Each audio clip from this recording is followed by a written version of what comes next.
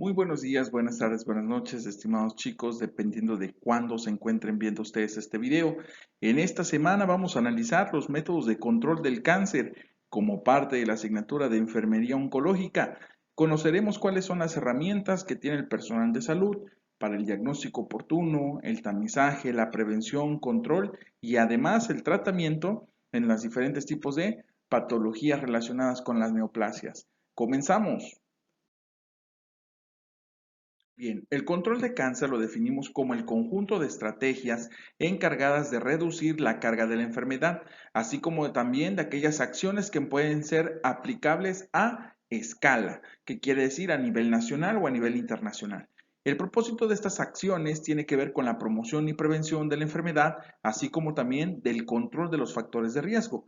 Como ustedes pueden observar en la imagen, se ha difundido una serie de campañas con el propósito de concientizar a la población sobre la aparición de estas enfermedades, que en su momento es importante conocer y de alguna manera hacer la promoción de hábitos saludables. Y precisamente se han creado una serie de listones conmemorativos para la lucha contra el cáncer, en donde se le ha asignado un color característico a cada uno de estos listones. Y precisamente esto representa una estrategia de combate contra el cáncer.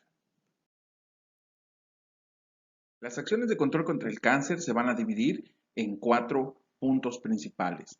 Número 1, la prevención. Número 2, la detección temprana. Número 3, el diagnóstico y la estadificación. Y número 4, el tratamiento. Cuando nosotros hablamos de prevención, hacemos referencia a la anticipación del personal de salud, a la aparición de la enfermedad. Y cuando hacemos una detección temprana, la diferencia entre prevención y detección temprana es que en la detección temprana tenemos que buscar la enfermedad cuando está iniciando, porque de alguna manera modifica el pronóstico tanto para la paciente como para el tratamiento de la enfermedad.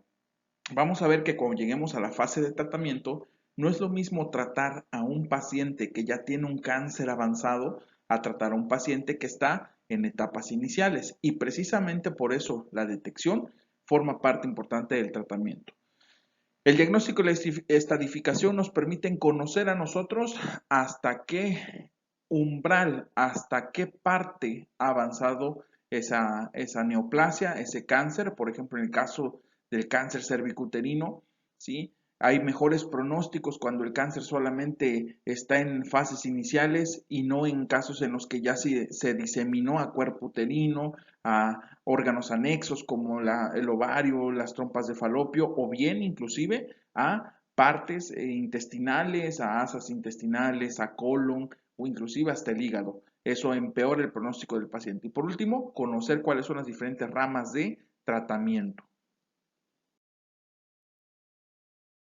Bien, entonces, como dijimos, la prevención evita la aparición de la enfermedad y vamos a tener nosotros que la prevención se va a clasificar en 3 tipos: primaria, secundaria y terciaria. Claro, dependiendo de qué es lo que se busque prevenir. Cuando nosotros hablamos de cáncer, estamos estadificando en estos 3 grados porque precisamente cada una tiene un objetivo de prevención diferente. Por ejemplo, en el objetivo primario, lo que nosotros queremos hacer con una prevención primaria es evitar la enfermedad, además de identificar y controlar aquellos factores de riesgo que pueden favorecer a la presencia de cáncer. En cambio, en una prevención secundaria, ya la enfermedad ya está presente. Lo que queremos es prevenir las complicaciones asociadas a la enfermedad. Y en la prevención terciaria, bueno, podemos tener la enfermedad o no, pero lo que queremos es evitar las recaídas que tiene el paciente como consecuencia del tratamiento que recibe o también mejorar la calidad de vida que lleva ese paciente y lo que más se pueda alargar la vida para poder preservarla. Dentro de las medidas primarias de prevención contra el cáncer tenemos la vacunación y precisamente en la vacunación encontramos a la aplicación de la vacuna contra el virus del papiloma humano y de la vacuna contra la hepatitis, así como también recomendaciones sobre conductas y estilos de vida, como por ejemplo el ejercicio físico, la dieta balanceada, el peso adecuado, así como también evitar la exposición solar prolongada o también el control de adicciones, principalmente el tabaco y el alcohol, o el uso de algunas drogas o medicamentos como por ejemplo el tamoxifeno para prevenir el cáncer de mama en mujeres de alto riesgo. Esto es bien importante. Cuando nosotros hablamos de drogas, hablamos de medicinas. No estamos hablando de drogas de uso comercial o de uso común, como por ejemplo la marihuana, la cocaína. No, estos estamos hablando de medicamentos. Por ejemplo, tamoxifeno se puede utilizar para prevenir la aparición de cáncer de mama en mujeres con alto riesgo. Y a eso le llamamos nosotros una medicación profiláctica. Bien, y también tenemos cirugías profilácticas. La palabra profilaxis significa anticiparse a. Por ejemplo, ¿en qué tipo o en qué casos podemos encontrar estas cirugías profilácticas? Bueno, por ejemplo, una mastectomía bilateral quiere decir una persona que se extrajo, se quitó la glándula mamaria de los dos lados para reducir el riesgo de cáncer de mama en mujeres con mutaciones en los genes BRCA1 o 2. Acuérdense que este gen es el encargado de decir si la paciente va a tener o no cáncer de mama. Es decir, todas las mujeres tienen este gen, pero cuando el gen se encuentra mutado, es decir, ya sabemos que es una mutación, es un cambio inesperado del gen. Cuando el gen muta es cuando entonces se presenta el cáncer de mama. O también, por ejemplo, podemos tener una salpingoforectomía. ¿Qué significa? Se quita la trompa junto con el ovario para reducir el riesgo de cáncer ovárico y de mama en mujeres portadoras también de estos dos mutaciones genéticas. Importante, hay una relación estrecha entre el cáncer de mama y el cáncer de ovario. O también, por ejemplo, la tiroidectomía para la reducción de riesgo de carcinoma medular en tiroides en portadores de mutaciones del gen RET. Esto es importante. Sonará muy raro, sonará muy extravagante que ustedes digan, ay, pero ¿cómo me voy a operar? Si me voy a quitar la glándula mamaria, si yo no sé si tengo o no. Bueno, esto es cuando ya se sabe que tienes la mutación del gen. De hecho, hay una actriz que lo ha hecho, se ha operado, se extrajo las dos glándulas mamarias porque sabía ella que tenía antecedentes. ¿Cómo sabía? Bueno, porque sus familiares tuvieron cáncer de mama, de línea directa. ¿Sí? Su mamá falleció de cáncer de mama. Su abuela también tuvo problemas de cáncer de mama. Entonces ella, a manera de prevención, realiza su estudio, su mapeo genético, encuentra que efectivamente tiene problemas de cáncer de mama y ¡pum! Se hace la cirugía. ¿Quién? Angelina Jolie. Así es, claro que sí. Y por eso ella decidió someterse a esta cirugía para prevenir la aparición de cáncer de mama. Entonces hizo una cirugía profiláctica. Cuando nosotros hablamos de detección temprana, hacemos referencia a que estamos buscando enfermedades neoplásicas o preneoplásicas, es decir, antes de que se conviertan en cancerígenas. Y generalmente nosotros lo hacemos en población asintomática seleccionada. ¿Por qué razón? Porque precisamente debe de cumplir con ciertos criterios, ciertos factores de riesgo para poder ofrecerle la oportunidad de la realización de una prueba de tamizaje o una prueba de detección. Es importante saber que el objetivo de esto es, bueno, si ya tiene los factores de riesgo, pues vamos a evitar que se presente de alguna manera alguna complicación y precisamente hablamos de un ejercicio de prevención secundaria. Solo algunos cánceres son candidatos a la detección temprana. ¿De qué va a depender? Bueno, va a depender de que exista la prueba disponible, de que se encuentre en la población con factores de riesgo presentes, de que sea accesible para la población realizarse este tipo de procedimientos. Y un ejemplo muy claro es el antígeno prostático específico que se realiza, ¿verdad?, para la detección de crecimientos prostáticos, tanto benignos como malignos. Ahora, ¿por qué razón no se realizan campañas de prevención para todos los tipos de cáncer? Bueno, porque precisamente para que pueda ser candidato a hacerse este tipo de campañas, nosotros necesitamos que el problema de salud cumpla con ciertos requisitos, como cuáles. Bueno, número uno, que sea considerado un problema de salud pública, que afecte a una gran parte de la población. Número 2, que haya una población vulnerable o una población objetivo, que precisamente son aquellos que se encuentran más propensos a desarrollar la enfermedad.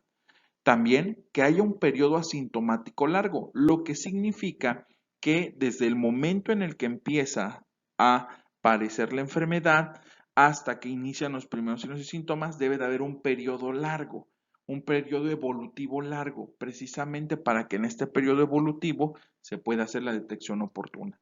Así también, bueno, que los tratamientos que se den en este periodo evolutivo, en fases tempranas, sean efectivos, porque no tiene caso un cáncer que es muy agresivo, que en fases tempranas también es muy agresivo y de todas maneras no va a haber pronóstico de sobrevida para el paciente, es decir, que va a fallecer el paciente. Entonces, en esos casos no tendría caso hacer detecciones tempranas. Y por último, bueno, que haya una prueba diagnóstica disponible para confirmar esa enfermedad, ese tipo de cáncer. Ahora, ¿cuáles son las características que debe tener esta prueba diagnóstica? Bueno, la prueba diagnóstica debe cumplir con 4 características. Tiene que ser sensible, específica, aceptable y con una relación costo-efectiva. ¿Esto qué significa? Bueno, cuando hablamos nosotros de sensibilidad, quiere decir que debe detectar de manera temprana las lesiones. Específica quiere decir que la tasa de falsos positivos tiene que ser baja.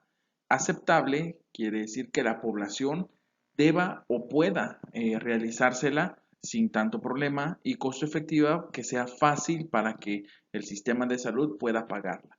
Algunos ejemplos de estas pruebas que mencionamos que cumplen con esas características, bueno, tenemos la mastografía para la detección del cáncer de mama y el Papá Nicolau para la detección del cáncer cervicuterino. Vamos a ahondar un poquito más acerca de los términos sensibilidad y especificidad, porque sí es importante que ustedes los conozcan y sepan por qué las pruebas tienen que cumplir con estas características, principalmente con estas dos. Vamos a suponer, ¿sí?, que vamos a evaluar una prueba y precisamente dice, sensibilidad, dice detección de pacientes enfermos. ¿Qué quiere decir? Que la prueba que yo haga debe de saber detectar aquellos que verdaderamente tienen la enfermedad, mientras que la especificidad debe de detectar aquellos que no la tienen, ¿sí? Es decir, para separar a los que sí están enfermos y a los que no están enfermos. Y precisamente para poder explicar esto a través de un ejemplo, vamos a suponer que hoy hemos creado nosotros una prueba de diagnóstico para COVID-19. Entonces vamos a empezar a hacer esta prueba de diagnóstico para COVID-19 en la población y vamos a ver qué resultados tenemos. Bien, entonces empezamos a aplicar nuestra prueba a la población. Vean ustedes que esta población está conformada por enfermos y sanos. Sanos son todos aquellos que están encerrados en color verde y enfermos son todos aquellos que están encerrados en color rojo. Entonces empezamos a hacer las pruebas diagnósticas para COVID-19. Esta prueba la acabamos de inventar nosotros. Queremos que se venda al mercado, que se empiece a utilizar en todos los países y queremos ver qué tan efectiva es la prueba. Bueno, pues entonces vamos a hacerle la prueba a toda esta población. Y vean lo primero que va a pasar. Esta prueba me está marcando pacientes sanos con positivo, es decir, la prueba me dice que están enfermos, aunque realmente ellos estén sanos. Esto pasa cuando la prueba no tiene buena sensibilidad, porque vean, de los enfermos solamente me dice que hay 3 enfermos positivos y todos los demás me los marca como positivos sin ni siquiera estar enfermos. Entonces, esta prueba no tiene una sensibilidad buena. Esta prueba tiene una sensibilidad muy baja, entonces no me va a servir para diagnosticar a los pacientes con COVID. Vamos a ver que es una prueba que tiene una alta sensibilidad y que sí funciona. Después de haber aplicado la primera prueba que vimos que ya no funcionó, le hicimos correcciones a la prueba, metimos la prueba a un proceso de reestructuración, reinventamos nuevamente la prueba y volvemos a aplicarla en la población. Y vean lo que sucede. ahora sí, la prueba tiene un alto grado de sensibilidad porque me está detectando de forma correcta a los pacientes enfermos y positivos. Entonces, sí, efectivamente, esta prueba sí es sensible para detectar COVID-19. Ahora bien, hablando de especificidad, dijimos que tenemos que detectar la ausencia de la enfermedad.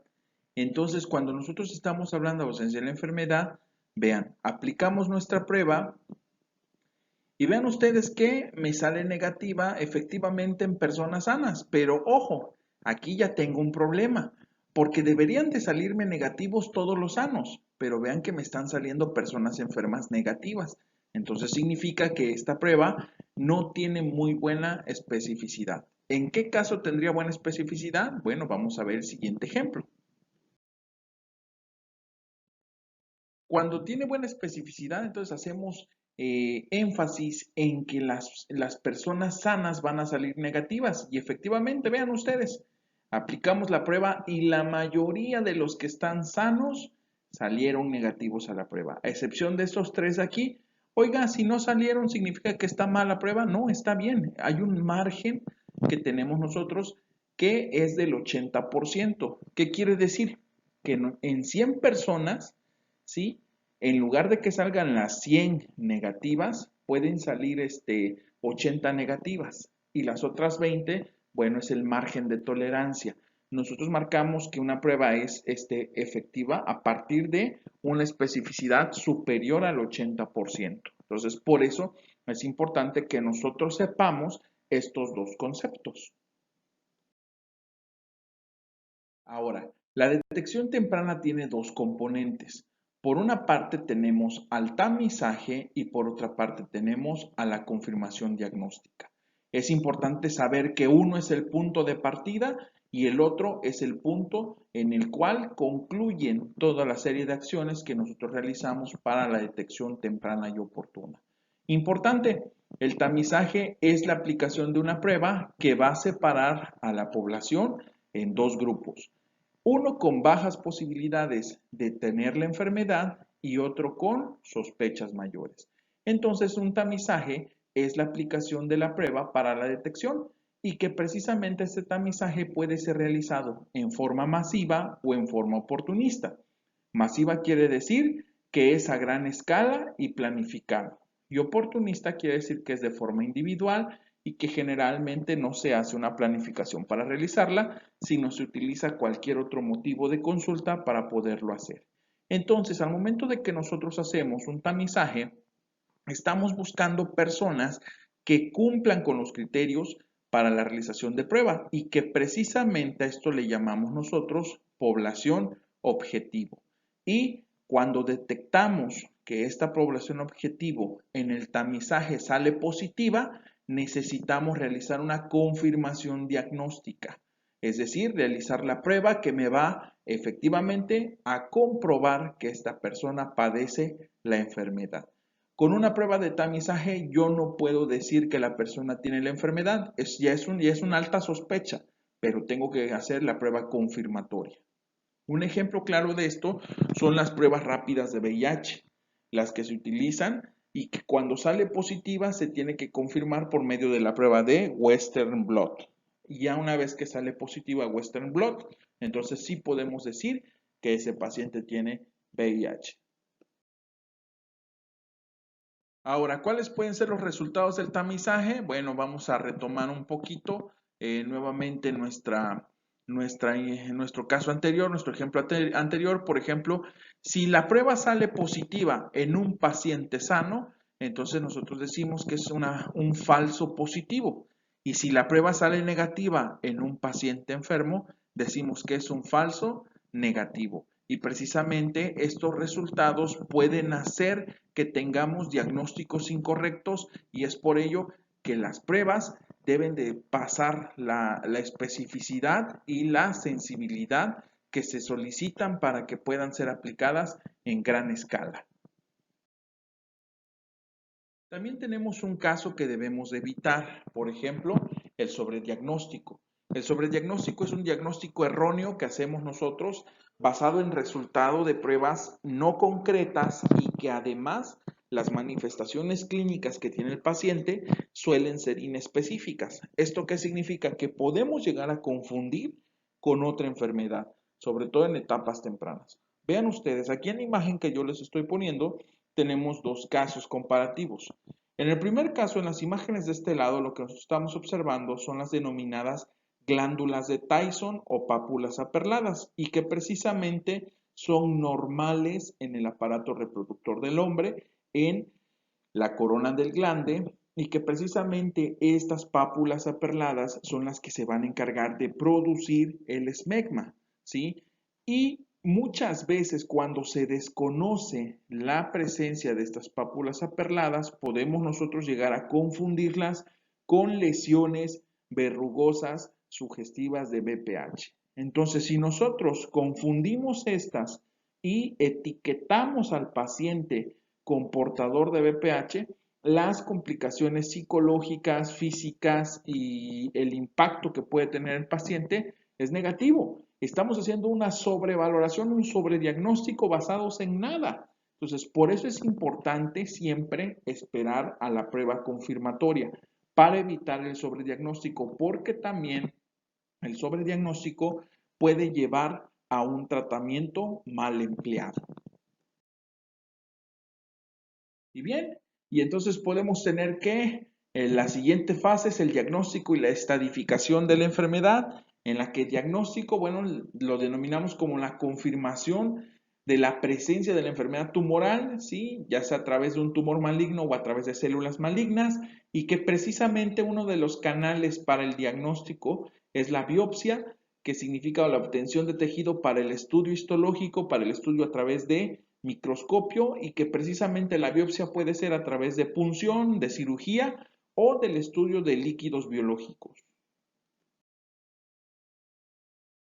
Bien, la biopsia por PAF o BAF significa punción por aspiración de aguja fina o biopsia por aspiración de aguja fina, ¿sí? Es aquella en la que nosotros introducimos una aguja muy pequeña hacia el tumor y vamos a hacer la aspiración, y precisamente el contenido de ese tumor se manda a analizar para poder determinar cuál es el componente celular de ese tumor. Importante saber que puede ser guiada a través de ultrasonido o no necesariamente guiada. Por ejemplo, en este caso estamos viendo una aspiración por aguja fina de un tumor mamario en la que se utiliza un transductor de ultrasonografía para poder guiar la punta de la aguja hacia el tumor y poder hacer la aspiración de forma correcta, y en este caso pues lo estamos haciendo sin la aspiración. Sin la guía, perdón. ¿Cuál es la diferencia entre el transductor y el no utilizar el transductor? Bueno, que en el transductor, bueno, permite un acercamiento más preciso al tumor, y generalmente se va a utilizar en tumores muy pequeños, ¿sí? En tumores no de gran tamaño, y en cambio cuando no se utiliza la ecografía, van a ser en tumores grandes que están muy fácilmente accesibles.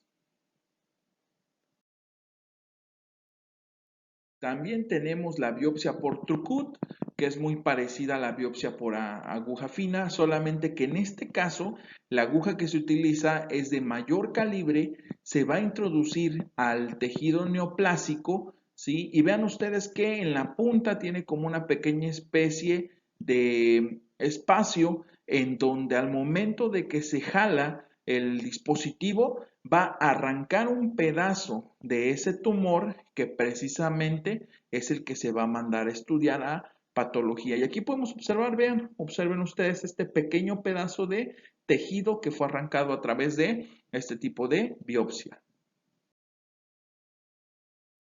También tenemos la biopsia por cirugía. Aquí existen dos tipos de biopsias: la biopsia excisional y la biopsia incisional.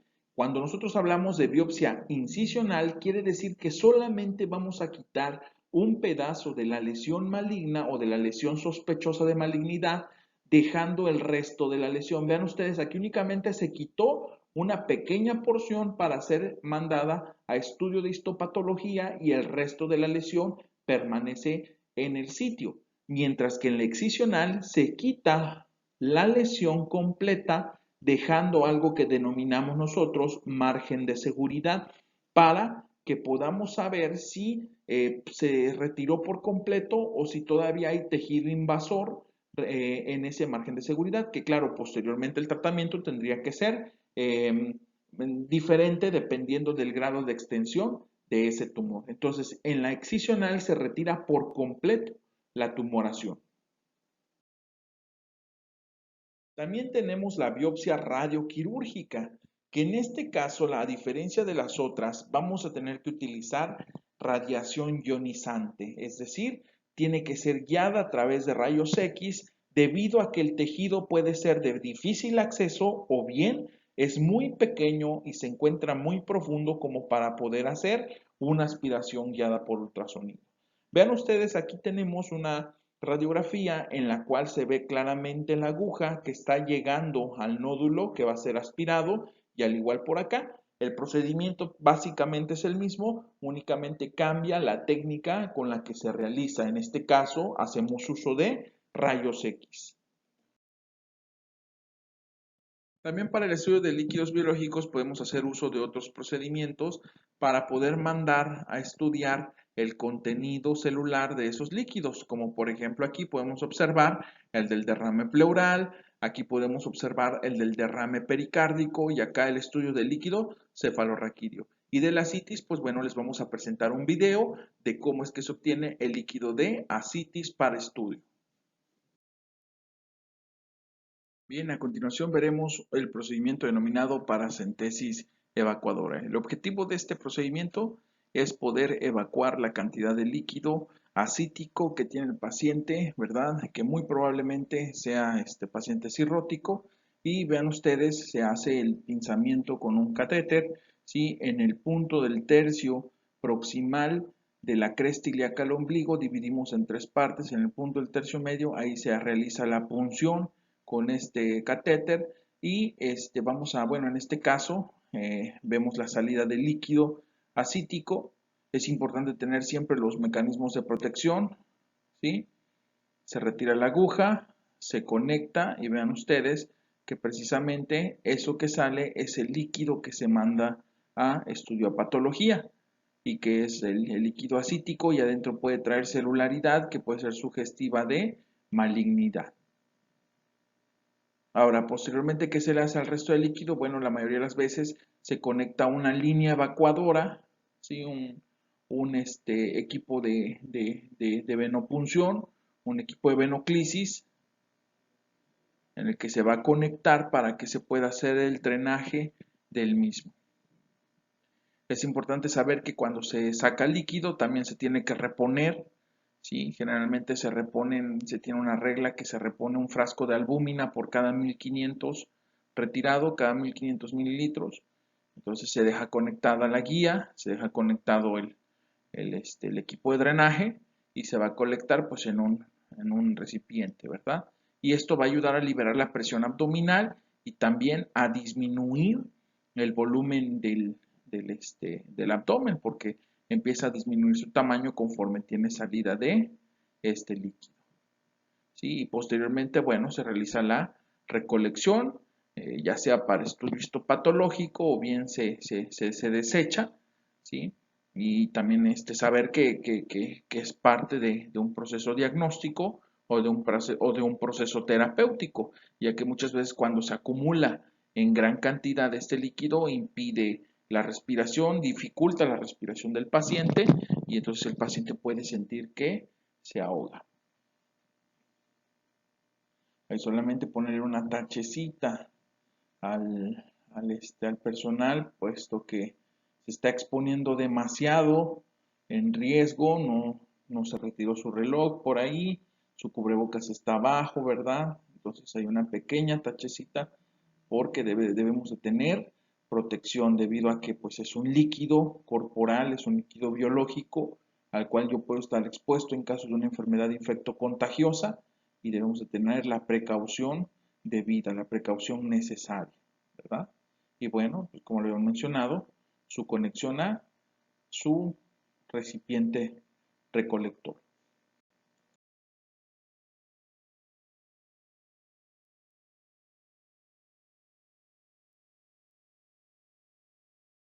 Ahora bien, con la estratificación lo que buscamos es conocer la extensión del tumor y para ello vamos a tener que utilizar estudios imagenológicos, ¿sí? Entre los cuales está, por ejemplo, la tomografía axial computarizada, la tomografía por emisión de opositrones y la resonancia magnética nuclear.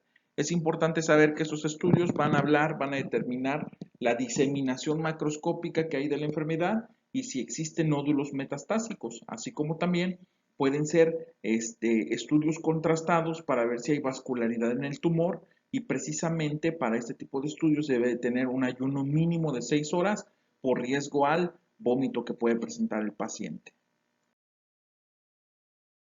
Otra de las herramientas que tenemos para el diagnóstico son los marcadores tumorales, que son sustancias producidas en las células tumorales que se van a vaciar hacia la circulación y bueno, podemos determinar su concentración sanguínea a partir de estos estudios. Dentro de los que más se utilizan tenemos al antígeno prostático específico, al antígeno carcino embrionario, al CA199, al CA125, a la gonadotropina coriónica humana fracción beta y a la alfa-fetoproteína. Y bien, por último, el tratamiento, que precisamente el tratamiento son el conjunto de acciones que nos permiten a nosotros intervenir y modificar el curso de la enfermedad.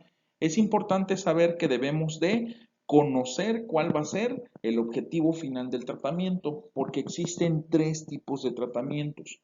El primer tratamiento es de tipo curativo, se dice que es cuando queremos desaparecer la enfermedad y queremos que ya no haya recidivas.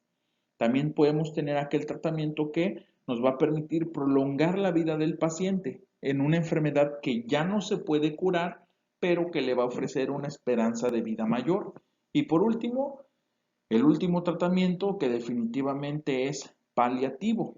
¿Qué significa? Bueno, significa que ya no podemos hacer nada por desaparecer la enfermedad, ya no se puede curar, no se puede prolongar la vida y lo único que hacemos es controlar los síntomas del paciente. Bien, hay que saber que en el tratamiento, bueno, nosotros vamos a tener diferentes opciones de tratamiento, sí, tratamiento local o tratamiento sistemático. En el tratamiento local y sistemático, bueno, son tratamientos antitumorales, es decir, el objetivo es desaparecer el tumor primario y podemos tener desde el tratamiento local a la cirugía o a la radioterapia y en el caso de tratamiento sistémico tenemos a la quimio, a la hormona o a las terapias blanco, de las cuales vamos a hablar más adelante para que entendamos cómo funciona cada una de ellas. Y bueno, el tratamiento paliativo únicamente para controlar los síntomas. ¿Cuándo vamos a utilizar tratamiento local? En tumores bien definidos en los que no hay extensión a otros órganos y en el caso del tratamiento sistémico para reducir el tamaño de un tumor primario o bien cuando existen presencia de ganglios metastásicos podemos hacer uso de tratamiento sistémico. Vamos a andar la próxima semana en cada uno de los tratamientos para establecer bien su mecanismo de acción, para también conocer cuándo sí, cuándo no es un candidato, un paciente a cada uno de esos tratamientos. Y pues bueno, hasta aquí les agradezco que hayan estado con nosotros y nos vemos la próxima semana. Hasta luego.